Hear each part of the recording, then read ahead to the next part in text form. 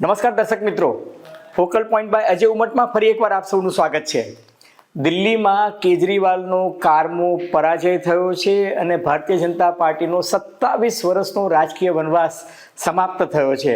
તો હવે કેજરીવાલનું દિલ્હીમાં ભાવિ શું હશે? માત્ર દિલ્હીમાં જ નહીં, પંજાબમાં કેજરીવાલની આમ આદમી પાર્ટીનું શું થશે? કેજરીવાલના રાજકીય ભાવિ પર શું પ્રશ્નાર્થ ચિહ્ન મુકાઈ ગયું છે? કેજરીવાલની રાજકીય કારકિર્દીને ખતમ કરવા અને કેજરીવાલનો જે અહંકાર હતો કે દિલ્હી में केजरीवाल को कोई नहीं हरा सकता, मोदी जी आपको दूसरा जन्म लेना पड़ेगा, આ બધા જે અહંકાર હતા એ અહંકારને દૂર કરવા માટે ભારતીય જનતા પાર્ટીએ કેવી રણનીતિ અપનાવી હતી?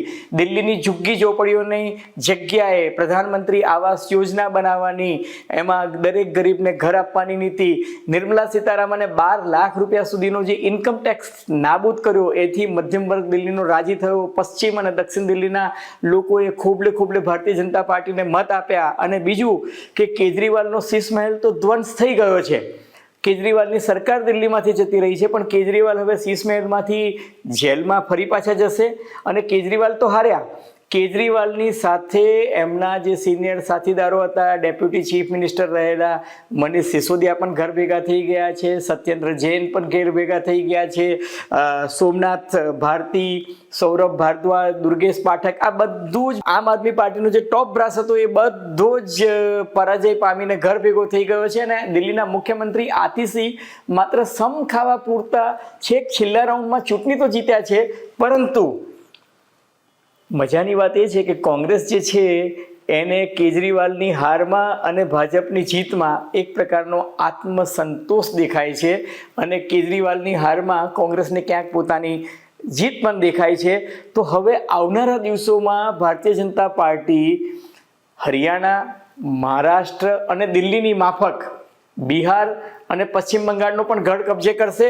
અને બીજું કે દિલ્હીના નવા મુખ્યમંત્રી તરીકે પ્રવેશકુમાર વર્માનું પરફોર્મન્સ કેવું રહેશે ને પ્રવેશકુમાર વર્મા કોણ છે, આ તમામ મુદ્દાઓની ચર્ચા માટે આજે આપણે ફોકલ પોઈન્ટ ઉપરાંત નિર્ભયા ન્યૂઝના ગોપી ઘાંગરનો સાથ લીધો છે અને અમે બંને સાથે ભેગા થઈને એક એપિસોડ કર્યો છે. તો મહેરબાની કરીને જો તમને આ એપિસોડ ગમે તો ફોકલ પોઈન્ટ બાય અજય ઉમટને લાઇક કરજો, શેર કરજો, સબસ્ક્રાઈબ કરજો. અને હા, આપ શું માનો છો? કેજરીવાલનું ભાવિ શું હશે? આપની ટીકા ટિપ્પણી અને કોમેન્ટ અમને ખૂબ ગમશે. ધન્યવાદ, ખૂબ ખૂબ આભાર.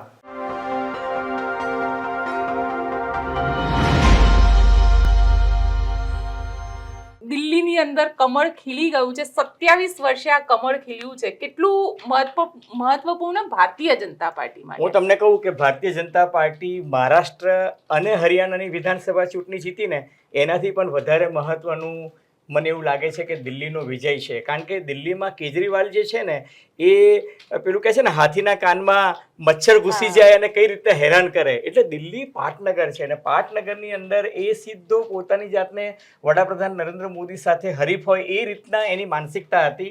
અને આ વ્યક્તિનો અહંકાર એવો હતો, એને એવું કહ્યું હતું કે નરેન્દ્ર મોદીજી મુझे હરાને કે लिए દિલ્હી में આમ આદમી પાર્ટી को हराने के लिए आपको दूसरा जन्म लेना पड़ेगा. એટલે એટલો બધો અહંકાર અરવિંદ કેજરીવાલને હતો. અને તમે જુઓ કે જે વ્યક્તિ 2014માં 70માંથી 67 બેઠકો, 2015ની વિધાનસભા ચૂંટણીની વાત કરું, 2015માં 70માંથી 67 બેઠકો અને 2020ની ચૂંટણીમાં તમે જુઓ તો 70માંથી 62 બેઠકો લઈને આવ્યો હોય અને જેનો વોટ શેર 54% હોય, એટલે એ વ્યક્તિને હરાવવાનું કામ એટલું સહેલું નથી.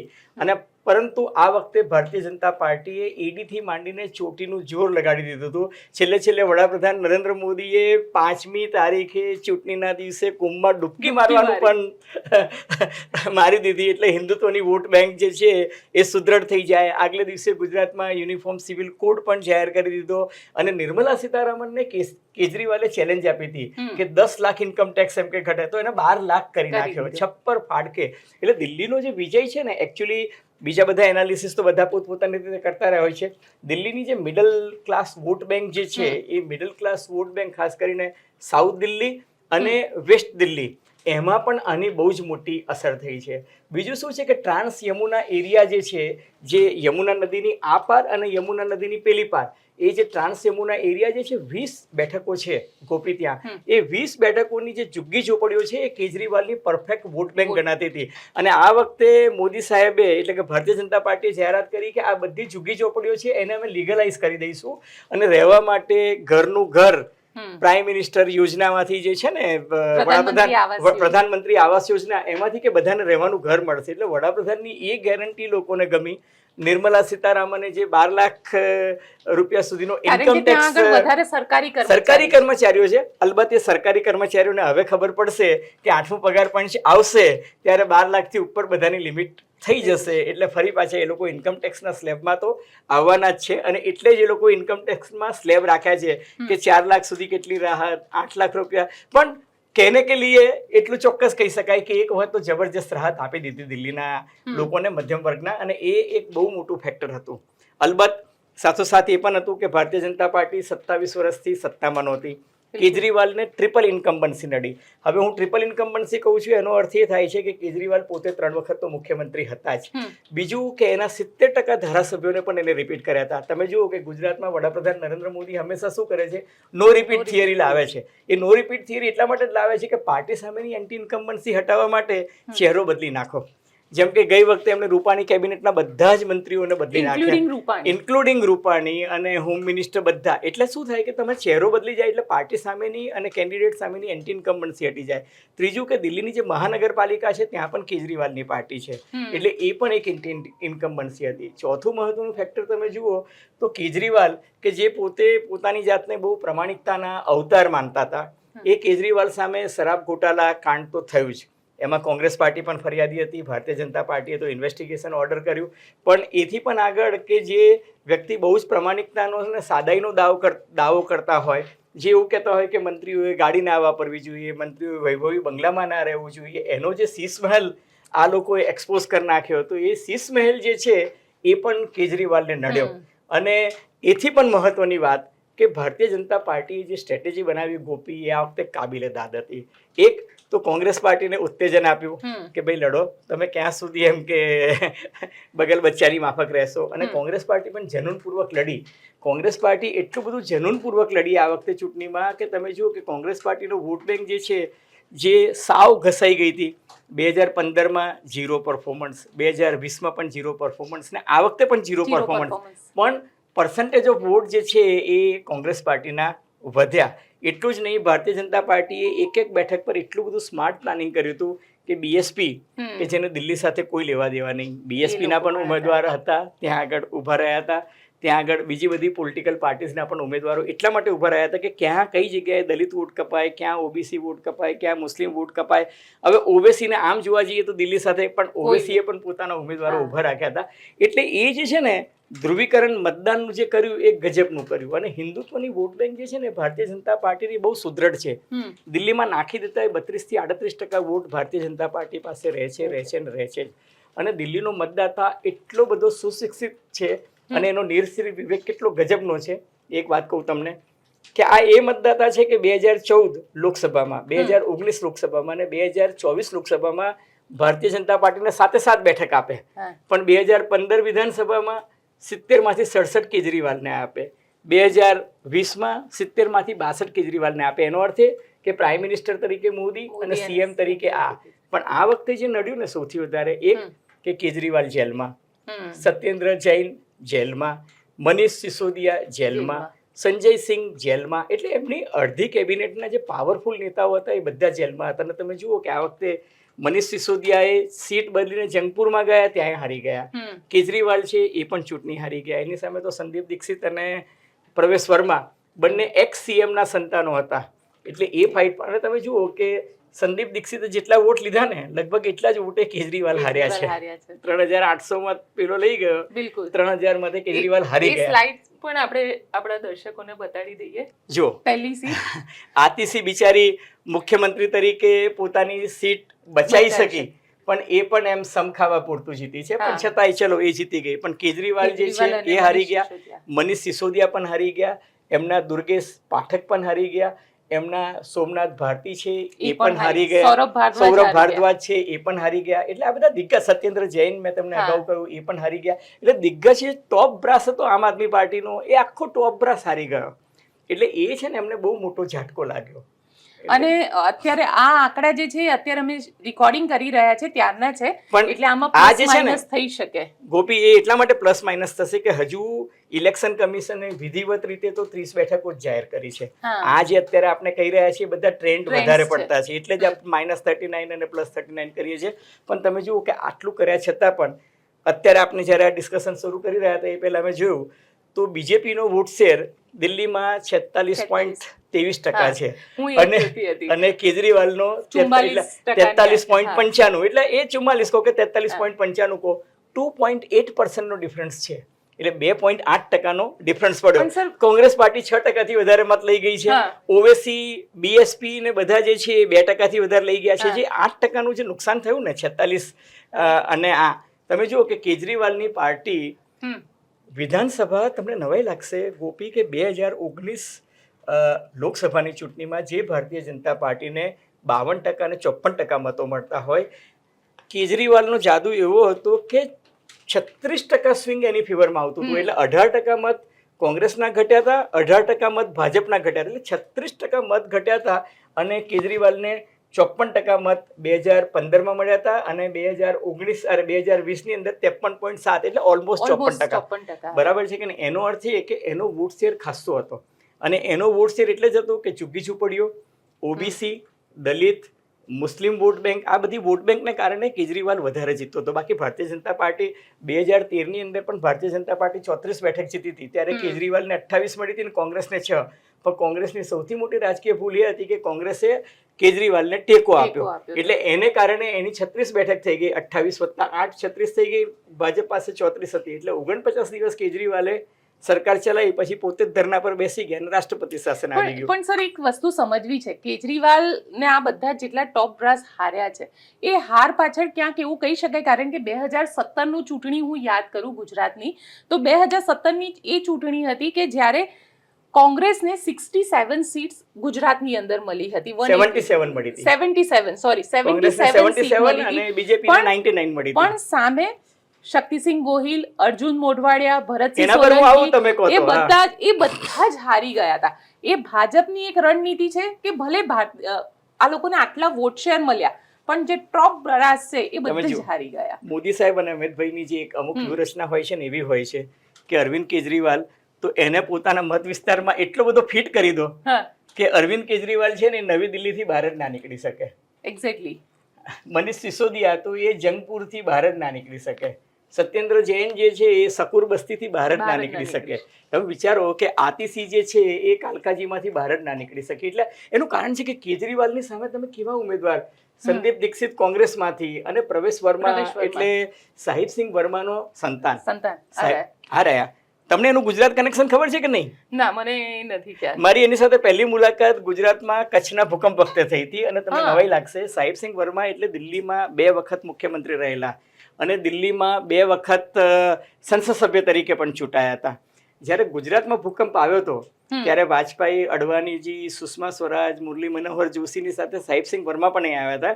અને એમનું હૃદય એટલું બધું દ્રવી ઉઠ્યું કે એમને અમુક ગામો દત્તક લીધા હતા ત્યાં. અને એ કચ્છમાં તમે જાઓ તો હજુ લોકો સાહિબસિંહ વર્માને ઓળખે. અને સાહિબસિંહ વર્માએ ત્યાં જે ગામો દત્તક લીધા હતા એ દત્તક ગામોમાં લોકોનું રિહેબિલિટેશન કરવાનું કામ આ પ્રવેશ ત્યાં કરતો હતો. એટલે હું જ્યારે ત્યાં ગુજરાત સમાચારમાંથી રિપોર્ટિંગ કરવા જતો હતો ત્યારે I use to meet him. He was a very young man of 21-22 year old. ત્યારે એ કલામ સાહેબ, આ બધા લોકો રિસર્ચ, નરેન્દ્ર મોદી પણ ત્યારે ગુજરાત ભાજપના મહામંત્રી હતા. એ ત્યારે રાષ્ટ્રીય સ્તરે મહામંત્રી બની ગયા હતા, કારણ કે કેશુભાઈની સરકાર અહીં હતી. પણ એ પણ ત્યાં આવીને ભૂકંપગ્રસ્તો માટે કામ કરતા હતા. ત્યારે આ પ્રવેશ વર્મા ત્યાં હતો. અને સાહિબસિંહ વર્મા જે છે 64 વર્ષની વયે બહુ જ અનફોર્ચ્યુનેટ કિસ્સો બન્યો હતો કે નીમકા થાના રાજસ્થાન છે ત્યાંથી એ જતા હતા અને જયપુર દિલ્હી રોડ પર એમની કારને અકસ્માત થયો. એટલે આપણે ગુમાવ્યા. પણ એમનું વર્ચસ્વ દિલ્હીમાં એટલું. અને આ એક એવો માણસ છે કે જે દિલ્હીમાં 2019ની લોકસભા ચૂંટણીમાં પશ્ચિમ દિલ્હીમાંથી 5,78,000 મતે જીત્યો છે. 5,78,468 મત. તમે ગૂગલ કરીને જોઈ લેજો. એટલે એનો હોલ્ડ જે છે એ પશ્ચિમ જબરદસ્ત દિલ્હી વાળા વિસ્તારમાં વધારે છે. અને બીજું કે આ વ્યક્તિ જે છે ને એને મનીષ સિસોદિયાને હરાવ્યો. તરવિંદર સિંહ જે છે ને તરવિંદર સિંઘે આને હરાવ્યો. આ પંજાબી, આ જાટ, બિદુડી, આ બધું જે કોમ્બિનેશન જે હતું ને કાસ્ટ કોમ્બિનેશન દિલ્હીમાં ગજબનું હતું. અને બીજું કે ભારતીય જનતા પાર્ટી એવું કર્યું, માની લો કે ભૂપેન્દ્ર યાદવ જેવા વ્યક્તિ છે કે જે આખા ગુજરાતના પ્રભારી હોય અથવા તો ઉત્તર પ્રદેશના પ્રભારી હોય, એ લોકોને કહ્યું હતું કે તમારે 2 વિધાનસભા સીટનું ધ્યાન રાખવાનું છે. હવે ભૂપેન્દ્ર યાદવને તમે બેસાડી દો કે આ 2 વિધાનસભા મત વિસ્તાર જેવી ના જોઈએ, તમે વિચારો કે એ માણસ કેટલી તાકાત લગાડે. વિનોદ તાવડે મહારાષ્ટ્રમાંથી કે તારે આ 2 મત વિસ્તાર જ સાચવવાના છે. મધ્યપ્રદેશમાંથી, રાજસ્થાનમાંથી, છત્તીસગઢમાંથી, ઉત્તર પ્રદેશમાંથી, બિહારમાંથી, પૂર્વિયા વાળો વિસ્તાર હોય, પૂર્વાંચલ વાળો, તો ત્યાં પૂર્વાંચલના નેતાઓ. એટલે એ બધું જે પ્લાનિંગ કર્યું હતું ભારતીય જનતા પાર્ટીએ એ ગજબનું હતું. એટલે આ વખતે એવું કહી શકાય કે ફૂટબોલ મેચની જેમ મેન ટુ મેન માર્કિંગ કરેલું હતું. Man to man marking. અને તમે જુઓ કે ગુજરાતમાં બી આ સ્ટ્રેટેજી હતી. ભાજપમાં ગુજરાત કોંગ્રેસના એક બહુ દિગ્ગજ નેતા કોંગ્રેસ છોડીને ભાજપમાં ગયા, પછી મોદી સાહેબને કહ્યું કે સાહેબ મારે શું કરવાનું? તો એમણે કહ્યું કે તને હેલિકોપ્ટર આપી દઉં છું, શક્તિસિંહ ગોહિલ, સિદ્ધાર્થ પટેલ, ભરત સોલંકી અને અર્જુન મોઢવાડિયા, આ 4ને બકા તારે હરાવવાના. એને કહ્યું કે સર આટલું જ? તો કે હા. અને કે તુષારને પણ હરાવી દેજે, તુષાર ચૌધરીને. હવે એ વ્યક્તિને માત્ર એટલું જ કામ કે આ 5, કારણ કે તમે કોંગ્રેસમાંથી આવ્યા છો, તમને કોંગ્રેસની નીતિ રીતિ ખબર છે, હવે આ 5ને હરાવવાની જવાબદારી તારી. એના માટે જે તાકાત, જે રિસોર્સિસ, જે સંસદ સભ્યો, ધારાસભ્ય મદદ જોતી એ બધું આપવાનું. એટલે આ જે છે ને મેન ટુ મેન જે ફાઇટ જે છે ને, પોઈન્ટ ટુ પોઈન્ટ, એ લડવાની તાકાત બીજી કોઈ પોલિટિકલ પાર્ટીમાં નથી. એટલે ભાજપને આપણે આમ તો જો જીતાવું સિકંદર કહીએ છીએ, પણ ભાજપનું આ બહુ મોટો પ્લસ પોઈન્ટ છે. અને એક એ પણ જાણવું છે, કારણ કે અરવિંદ કેજરીવાલ એમની પોતાની એક હાર અને હંમેશા એક વસ્તુ વિક્ટીમ કાર્ડ રમવું. ગઈકાલે પણ એમને વિક્ટીમ કાર્ડ રમી લીધું કે એમને ક્યાંક એવું હતું કે ભાઈ એક્ઝેક્ટ નેક ટુ નેક આવ્યા તો અમારા ધારાસભ્યને લઈ જશે, ખરીદ ફરોખ થશે. એટલે હંમેશા વિક્ટીમ કાર્ડ જનતાએ પણ નકારી દીધું. 100%. જો એક વિક્ટીમ કાર્ડ રમવું, કાયમ છે ને વાંકું જ બોલવું, ફરિયાદો કરતા રહેવા, પેલું છે ને રડતી બીબી ટાઈપ એનો એકદમ અભિગમ હતો કે નહીં ઇલેક્શન કમિશન બી ખરાબ હે, એલજી બી ખરાબ હે. અરે ભાઈ પણ તમે શું કરી રહ્યા છો? દિલ્હીની પબ્લિક છે ને આનાથી કંટાળી ગઈ હતી કે રોજ રોજ કેજરીવાલ અને એલજી વચ્ચેનો જે ગજગરા, સંઘર્ષ અને ઘર્ષણ ચાલતો રહેતો હતો, એમાં દિલ્હીના પ્રજાના કામો જ નતા થતા. તમે વિચારો કે એક સીએમ 1.5 વર્ષ 2 વર્ષ પોતાની ઓફિસમાં જ ના હોય, નીતિ વિષયક નિર્ણયો ન થઈ શકતા હોય, તો એને કારણે શું થાય? જેલમાંથી સરકાર ચલાવે. પેલો સત્યેન્દ્ર જેલ મંત્રી છતાં જેલમાં રહીને મસ્તીથી બધી સેવાઓ ભોગવતો હતો. એમના પોતાના જ વિડીયો ફૂટેજ બહાર આવ્યા, કારણ કે દિલ્હી જેલ તો એમનો જ કંટ્રોલમાં હતી, તોય ભાજપે એનું લીકેજ કરી શકી. એટલે હારના ઘણા બધા કારણો છે, અને સૌથી મોટું કારણ એ છે કે એને જે રેવડીઓ વહેંચી ને, એ રેવડીઓ તો ભાજપે નલિફાઈ કરી નાખી કે બકા તારી જેટલી રેવડીઓ છે બધી જ અમે આપીશું. એને 2100ની ઓફર કરી તો ભાજપે 2500ની ઓફર કરી નાખી. એને કીધું કે 200 યુનિટ વીજળી ફ્રી, તો ભાજપે પણ કહ્યું. એની ઉપર બીજું 200 યુનિટ વીજળી તો કે 50%, 20,000 લીટર પાણી તો કે મફત. એટલે શું એના મોહલ્લા ક્લિનિક, એજ્યુકેશન એ બધું જ ભાજપે હાઈજેક કરી લીધું. પણ ઉમ્મીદ સે જ્યાદાની વાત કરીને બીજું કે સૌથી મોટું આ યમુના, ટ્રાન્સ યમુનામાં જે ઝુંપડપટ્ટી, જેમ મુંબઈમાં ધારાવીનો ઇસ્યુ ઉભો થયો હતો મહારાષ્ટ્ર વિધાનસભા, એમ અહીંયા પણ આ ઇસ્યુ હતો જ. એટલે એ લોકોને એવું લાગ્યું કે યાર અમે દર વખતે લોકો એને બુલડોઝર ચલાવી દે એવું હવે નહીં થાય. હવે અમને ગેરંટી છે કે ભાઈ અમારી ઝુગ્ગી ઝોપડીઓ જે છે એ રહેશે. અને એટલે ડબલ એન્જિન સરકારની જે વાત હતી એ મને લાગે છે કે દિલ્હીના લોકોને ગળે ઉતરી. એટલે ડબલ એન્જિન સરકારની વાત હતી, કારણ કે એવું કહેવાય કે દેશની અંદર પ્રધાનમંત્રી નરેન્દ્ર મોદી અલગ અલગ રાજ્યોમાં ભલે એમનું શાસન રહ્યું, પણ જ્યાં આગળ એ પોતે બેસે છે એ દિલ્હી આમ આદમી પાર્ટી. એટલે એ છે ને, એ પણ એમના મનમાં બહુ વસવસો હતો કે સારું દિલ્હીમાં 7 લોકસભા જીતીએ પણ વિધાનસભામાં હારી જઈએ, એ કેમ ચાલે? એટલે એ લોકોએ પણ એને એકદમ, આ વખતે બીજેપી બહુ શિદ્દતથી ચૂંટણી લડી હતી અને કોઈ ચાન્સ નહોતો રાખ્યો. કદાચ કોંગ્રેસના ઉમેદવારોને બી મોટિવેટ કર્યા હશે કે ભાઈ હિંમત કરો તમે અને યાહોમ કરીને બળો. અને કોંગ્રેસને તો આ વખતે એવું લાગ્યું કે કેજરીવાલના પરાજયમાં એમનો વિજય છે. તમે અલકા લાંબાથી માંડીને સંદીપ દીક્ષિતની ને અજય માકેનની બોડી લેંગ્વેજ જુઓ તો તમને લાગે કે દે વર વેરી હેપી. એમને પરાજયનો કોઈ ગમ જ નહોતો. કોંગ્રેસના એક નેતાએ પણ ટ્વીટ કરી, અને કોંગ્રેસના નેતાએ એવી ટ્વીટ કરી કે ચલો સંદીપ દીક્ષિત હારી ગયા પણ કેજરીવાલને તો હરાવી દીધા ને. એ તો એમનું એ જ હતું કે ભાઈ અમે હું મરું પણ તને વૈધવ્ય લાવું, હા શુદ્ધ ગુજરાતીમાં કહી શકાય ને, જરા કહેવત સુધારીને. Exactly. આતિશી છેલ્લે આતિશી. લડતા એકદમ એન્ડમાં છેલ્લા 2 રાઉન્ડમાં છેલ્લા બાજી 2 રાઉન્ડમાં એ બાજી પલટાઈ અને હા. એ જીતી. પણ દિલ્હીમાં સ્ત્રી સશક્તિકરણના નામે કેજરીવાલે એને એડહોક મુખ્યમંત્રી પદ હા. આપ્યું હતું, એ કદાચ એને ફળ્યું. અને રમેશ બિધુડી જે છે એ થોડા વિવાદાસ્પદ પણ હતા. હા એટલે બહેનો એ કદાચ આતિશીને આતિશીને જીતાડવાનું પસંદ નક્કી કર્યું હશે. પણ મને કારણ કે છેલ્લા 4 મહિના આતિશી રહ્યા, આતિશીએ કઈ એટલું બી સારું કામ એક્સ્ટ્રા ઓર્ડિનરી કહી શકાય એવું એને તો કશું જ પહેલા કામ દિવસે નથી દાવ કર્યું. ડિક્લેર કરી નાખ્યો અને હતો કે ખુરશી પણ ખુરશી પણ બાજુમાં બાજુમાં મુખ્યમંત્રીની મૂકીને બાજુમાં એટલે બીજી ખુરશી. એને પોતાનો એ વિવેક જાળવીને કહ્યું કે ભાઈ હું ભરતની માફક પાદુકા પૂજન કરી અને અહીંયા બેસીશ. એટલે એને સીએમ તરીકેનું કોઈ પેલી સત્તા ભોગવી નહીં.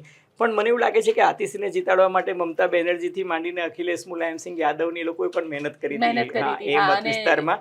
અને ઇન્ડિયા ગઠબંધન પણ તૂટી ગયું દિલ્હી ચૂંટણીના જે કોલેટરલ ડેમેજીસ તમે જુઓ ને તો દિલ્હીમાં, કારણ કે સમાજવાદી પાર્ટી અને મમતા બેનર્જી એ બંને ખુલીને કેજરીવાલ પાસે આવી ગયા. અને હવે જે હું સુચિતાર જોઈ રહ્યો છું આ દિલ્હીના, કે પ્રાદેશિક પક્ષોનો ખાત્મો બોલાવવામાં હવે ભાજપ કોઈ કસર નહીં છોડે. હા. કારણ કે જે ઇન્ડિયા ગઠબંધનના નામે જે યુનિટી આવી હતી એ યુનિટી પતી ગઈ. અખિલેશ અને કોંગ્રેસ સામને સામને આવી ગયા, મમતા બેનર્જી અને કોંગ્રેસ સામને સામને આવી ગયા. એ લોકોએ ખુલ્લેઆમ કોંગ્રેસની સામે કેજરીવાલને ટેકો આપી દીધો. અને કોંગ્રેસને એવું લાગ્યું કે અમને કવિ ન્યાય મળ્યો, કારણ કે ગુજરાતમાં આવીને કેજરીવાલે કોંગ્રેસની બાજી બગાડી હતી. ત્રિકોણીઓ થયો, અહીંયા 156, ગોવામાં એમને બાજી બગાડી હતી, મહારાષ્ટ્રમાં બાજી બગાડી હતી, હરિયાણામાં 90 ઉમેદવાર ઉભા રાખી દીધા હતા. એટલે પછી કોંગ્રેસે પણ ચૂન કે બદલા લીધા હોય એવી રીતના એને પણ હરાયો. એટલે કોંગ્રેસે બદલો લેવામાં ક્યાંક પોતાનો પણ સફાયો કરી પણ નાખ્યો. કોંગ્રેસની રણનીતિ હવે એ છે, રાહુલ અને પ્રિયંકા ગાંધીની તમે બોડી લેંગ્વેજ જુઓ તો એ લોકો એવું માને છે કે ભાઈ એકલો ચલો રે, આપને એકલા જાઓ. કારણ કે આ પ્રાદેશિક પક્ષો જે છે, કારણ કે જ્યાં જ્યાં જાય ત્યાં કોંગ્રેસ પક્ષના ભોગે જ પ્રાદેશિક પક્ષો જે છે ઊભા થઈ રહ્યા છે. એટલે એ લોકોએ પણ હવે નક્કી કર્યું છે કે આપણે એકલો પોતાની જ લીટી મોટી કરો, અને એમની પોલિટિકલ સ્ટ્રેટેજી હોઈ શકે. બિલકુલ. અરવિંદ કેજરીવાલ હારી ગયા, અપસેટ સર્જાયો, કારણ કે જે પાર્ટીની શરૂઆત અરવિંદ કેજરીવાલે કરી હતી, ઈમાનદાર મુખ્યમંત્રીની છબી ક્યાંક ધોવાઈ ગઈ, જેલમાં ગયા. અને ક્યાંક હવે એવું પણ એક, કારણ કે કુમાર વિશ્વાસે ટ્વીટ કરી કે અહંકાર, એ મારું ઓપનિંગ સ્ટેટમેન્ટ અહંકારનું જ હતું કે નરેન્દ્ર મોદી કો દૂસરા જન્મ લેના પડેગા મુझे હરાને કે લીએ. ઇવન કુમાર વિશ્વાસ એક જમાનામાં એના સાથીદાર હતા, પ્રશાંત ભૂષણ એમના સાથીદાર હતા, યોગેન્દર યાદવ જેવા ધુરંધરો એમના સાથીદાર હતા. હજારો લોકો કેજરીવાલ આંદોલનમાં એવું માનતા હતા કે આપણે કંઈક કરીશું. કેજરીવાલે અન્ના હજારે આંદોલનનો ઉપયોગ કરી અને સત્તામાં આવી ગયા, પણ જે કોર ગ્રુપ હતું એ બધાને તગડી મૂક્યા. કિરણ બેદીને પણ હટાવી દીધા. ઇવન આશુતોષ આપણા એક સિનિયર જર્નલિસ્ટ છે એને પણ સાઈડ લે, પ્રશાંત ભૂષણ લીગલ એક્સપર્ટ, એ બધાને એને સાઈડલાઈન કરી નાખ્યા. કારણ કે એને છે ને, હું એટલું બધું આત્મશ્લાઘામાં રાખતા હતા અરવિંદ કેજરીવાલ, અને આત્મમુગ્ધ હતા. એટલે એ મને એવું લાગે છે કે એ અહંકાર જે છે એમને નડ્યો. એટલે સ્વાતિ માલવિયાએ એવું કીધું કે અહંકાર તો રાવણનો પણ નહોતો રહ્યો, કેજરીવાલનો પણ નથી રહ્યો, કેજરીવાલનો પણ નથી રહ્યો ક્યાંક. એટલે સ્વાતિ માલવિયાએ કમ્પેરિઝન રાવણ સાથે કરી દીધું, અને એક સરસ મજાનું પોસ્ટર એમને ટ્વીટ કર્યું, ભગવાન શ્રી કૃષ્ણ વાળું પોસ્ટર એમને ટ્વીટ કર્યું. એટલે સર પણ એ સમજવું છે, કારણ કે દિલ્હીની અંદર જ્યારે આપણે વાત કરીએ, એટલે આમ આદમી પાર્ટીની વાત કરીએ, એટલે એકમાત્ર ચહેરો દેખાય એ અરવિંદ કેજરીવાલનો. હવે એ ચહેરો પણ જતો રહ્યો. હવે એ ચહેરો પણ જતો રહ્યો. કોણ નેક્સ્ટ? આતિશી જ છે. તમારી પાસે વિકલ્પ ક્યાં છે? વિપક્ષી નેતા તરીકે આતિશી જ રહેશે. અને હવે તો ત્યાં વિપક્ષી નેતાની ખુરશી પડતી હોય, અરવિંદ કેજરીવાલની ખુરશી બાજુ પર મૂકીને તો બેસી નહીં શકે. પણ કેજરીવાલ જે છે એ નંબર ઓફ સીટ્સ જે રીતના ઘટી છે એ જોતા હવે દિલ્હીમાં જે દાદાગીરી હતી એમની, એ દાદાગીરી નહીં રહે. સિવાય કે ફરી પાછું એ એજિટેશન આંદોલનકારી ને એ બધું કરશે તો પછી સરકારને આવડે છે કે કઈ રીતના કેજરીવાલને કે એના આંદોલનને કચડી નાખવું. એટલે મને એવું લાગે છે કે Kejriwal will have tough time. પણ એક ચર્ચા એ પણ, ઇવન પંજાબમાં પણ હવે એ લોકોને અઘરું પડી ગયું, કારણ કે પંજાબમાં તમે જુઓ કે લોકસભામાં પણ પંજાબમાં એમને કોંગ્રેસ સાથે સમાધાન નહોતું કર્યું, ત્યારે ત્યાં કોંગ્રેસને વધારે બેઠકો મળી. ઇવન વિધાનસભા અને લોકસભાની પેટા ચૂંટણીઓમાં પણ ત્યાં કોંગ્રેસને વધારે બેઠક મળી. એટલે કોંગ્રેસ હવે પંજાબનો પોતાનો ગઢ જે છે એ સ્થાપિત કરવા માંગે છે. એટલે પણ જે રીતે અહંકારની વાત આવે છે, જે રીતે કેજરીવાલ હારી ગયા, તો ક્યાંક એવું એ પણ એક ચર્ચા ચાલી રહી છે કે હવે આમ આદમી પાર્ટી ટુકડામાં વહેંચાઈ જશે, કદાચ ભાગલા તૂટી પણ પડે, જાય. હા, ભાગલા પણ પડે, તૂટે પણ ખરી. અને બીજું કે તૂટવામાં શું બાકી રહ્યું છે તમે મને કહો ગોપી, કે ચૂંટણીના 48 કલાક પહેલા એના 8 ભૂતપૂર્વ ધારાસભ્યો છે એ લોકો પાર્ટી છોડીને જતા રહ્યા હતા. ચૂંટણી જાહેર થઈ એ પહેલા 6 ધારાસભ્યો છોડીને જતા રહ્યા હતા. એટલે કેજરીવાલની પાર્ટીમાંથી ઘણા લોકો અગાઉ પણ છોડીને ગયા છે. અને બીજું કે ઘણા બધા લોકોને કેજરીવાલના જે વાણી વર્તન અને વ્યવહાર જે હતો ને એનાથી બહુ એ લોકો દુઃખી હતા. કુમાર વિશ્વાસે તો આજે બહુ જ સરસ પ્રબળ રીતે એમ ટીવી ચેનલો પર આવીને કવિતાના ભાવમાં મને લાગે છે ને કેટલા વર્ષોથી એ એમ મનમાં ધરબી રાખ્યું હશે કે જીસ દિન એ હારેગા તબ મેં એ સ્ટેટમેન્ટ બોલુંગા એમ કહીને ને પોતાની બધી જ વ્યથા ઠાલવી દીધી. તો પછી આજે અન્ના હજારે પણ ખુશ થયા હશે ને? અન્ના હજારે ખુશ થયા ને. અન્ના હજારે તો ટીવી પર આવીને બાઇટ આપી. હા, ટીવી પર આવીને બાઇટ આપી. એટલે એમના આંદોલનને આખું હાઈજેક કરી લીધું હતું. એટલે અને અન્ના હજારેને સાઇડલાઇન કરી નાખ્યા હતા. તમે મને કહો ગોપી કે એ લોકપાલ આંદોલનને એ ક્યાં ગયું? લોકપાલ આવ્યું? હજી સુધી નથી આવ્યું. હે? ન કેન્દ્રમાં આવ્યું, ન દિલ્હી સરકારમાં આવ્યું. બરાબર છે કે નહીં? અને બીજો કોઈ માણસ છે ને શીશ મહેલમાં રાચે ને તો કોઈ પ્રજા માફ કરી નાખે, પણ આને દંભ એટલો કર્યો હતો કે હું સાદગીથી રહેવા વાળો માણસ છું. હું અરવિંદ કેજરીવાલ છું. હું પેન પણ સાદી રેનોલ્ડની જ વાપરીશ. હું શર્ટ પણ ઉઘાડો જ. એટલે એ બધું મફલર ને આ બધું જે હતું ને એ જે પબ્લિકને છે ને દંભ નથી ગમતો. હું તમને કહું ને દિલ્હીના લોકો બહુ જ હોશિયાર છે. શરૂઆતમાં જે બ્લુ કલરની વેગેનારમાં અરવિંદ કેજરીવાલ ફરતા હતા, એ બ્લુ કલરની વેગેનાર ક્યારે ફોર્ચ્યુનરમાં શિફ્ટ થઈ ગઈ એ ખબર ન પડી લોકો. દિલ્હીના લોકોએ જે સાદગી વાળા કેજરીવાલની કલ્પના કરી હતી ને એમાં એમને લાગ્યું કે ક્યાંક છેતરાયા. અને પછી એમને થયું કે યાર આ કેન્દ્ર અને એની જોડે જો લડતા જ રહેવાના હોય તો દિલ્હીમાં ઇન્ફ્રાસ્ટ્રક્ચર ડેવલપ નથી થતું, ઝૂંપડીઓમાં કામ નથી થતું, સરકારની ગ્રાન્ટના ઇસ્યુઝ આવે છે. તો એની કરતા દર વખતે કેજરીવાલ રડ્યા કરતા હતા કે દિલ્હી સરકાર અમને નથી કરવા દેતી, દિલ્હી સરકાર અમને આ કરે છે. છેલ્લે કઈ નહીં તો પોલીસને લઈને ઇસ્યુ ક્રિએટ કર્યા હતા કે પોલીસ અમને આખું ગૃહ મંત્રાલય પોલીસ અમારી વિરુદ્ધમાં યુઝ કરી રહી છે. એટલે ક્યાંક તમને એવું લાગે છે કે ના છેલ્લે તો એને એવું કીધું કે યમુનાની અંદર હરિયાણા સરકાર ઝેર ભેળવી રહી છે. ગોપી એ થોડુંક વધારે પડતી અતિશયોક્તિ હતી. એમ કે યમુના નદીમાં હરિયાણાની સરકાર જે છે એ ઝેર, તમે એવું કહી શકો કે પ્રદૂષિત પાણી આવે છે, એ પાણીમાં એમોનિયાનું પ્રમાણ વધારે, પણ હરિયાણાની સરકાર જે છે એ ઝેર એ થોડુંક વધારે પડતું હતું. એટલે છે ને અતિ હંમેશા વર્જિત છે. એટલે અતિ જે છે ને એને બહુ નડ્યું. એટલે અતિની ગતિ નથી. એટલે આમ જોવા જઈએ ને તો કુંભ મેળામાં પાપ ધોવાઈ ગયા અને દિલ્હીમાં આપ ધોવાઈ ગયો. પરફેક્ટ સેન્ટેન્સ છે.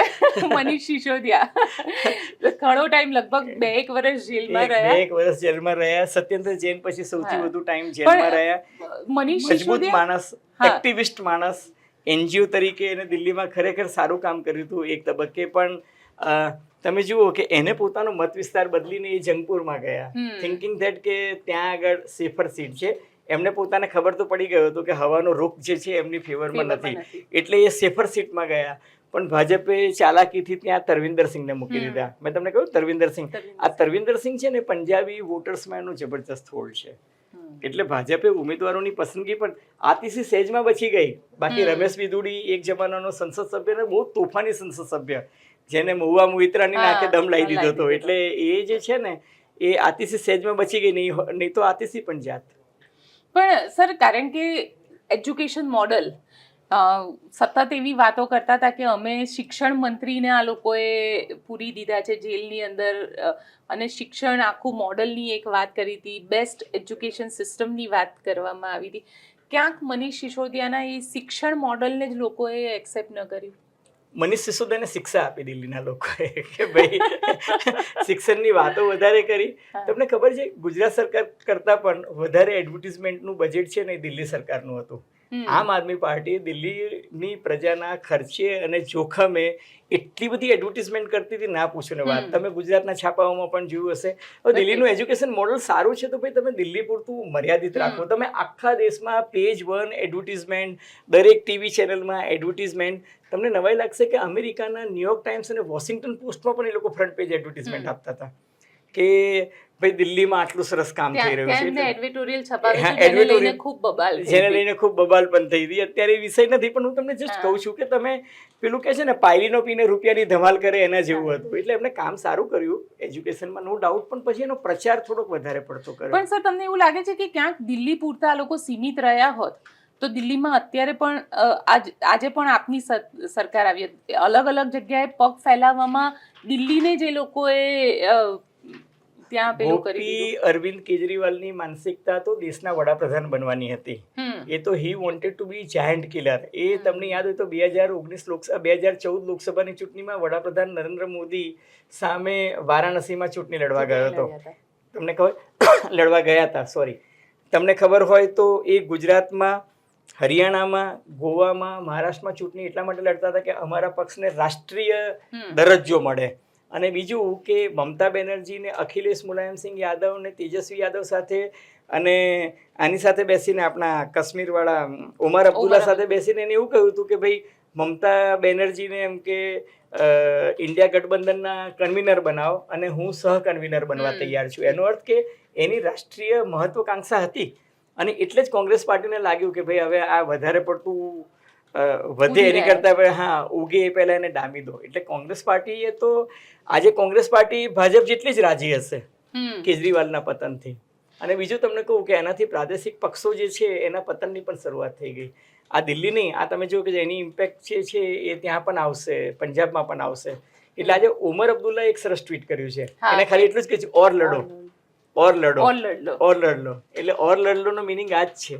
અને હવે તમે જોજો કે બિહાર અને બંગાળમાં પણ હાલત બગડશે. હા, એટલે બિહાર અને બંગાળના હવે પાછળ બેક ટુ બેક બિહારનું તો ઇલેક્શન આવે છે, એટલે બિહાર પછી બંગાળનું આવશે. એટલે એટલે ત્યાં પણ કોંગ્રેસ ને બધા આમને સામને લડશે તો પછી આ જ થશે, ઘર ફૂટે ઘર જાય જેવી સ્થિતિ થશે.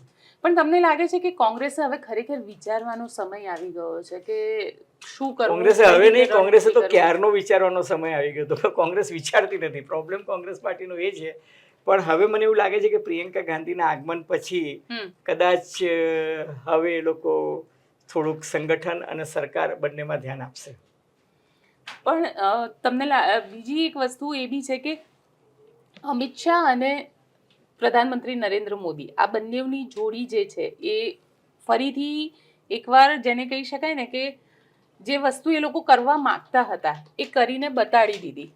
દેશની રાજધાનીને ઉપર એ લોકો આવી ગયા. એટલે હવે ધીરે ધીરે, કારણ કે 75 પણ થવા આવ્યા છે, પ્રધાનમંત્રી મોદી 75 સુધી રિટાયરમેન્ટની વાતો પણ જે ચાલી રહી છે, એટલે આ એક છેલ્લું હશે કે એવું કંઈક કહી શકાય. વિજ્ઞાનમાં એક નિયમ છે કે અપવાદ હંમેશા સિદ્ધાંતને સાચો ઠેરવે છે. એટલે મોદી સાહેબ અપવાદ છે, એ અપવાદ છે. અને મોદી સાહેબ પર તો આખી પાર્ટીનો આધાર છે. ચૂંટણીનું જય પરાજય બધું મોદી પર જ. એટલે હું નથી માનતો કે નરેન્દ્ર મોદી વડાપ્રધાન પદે રાજીનામું આપે અથવા તો બીજા કોઈને ચાન્સ આપે.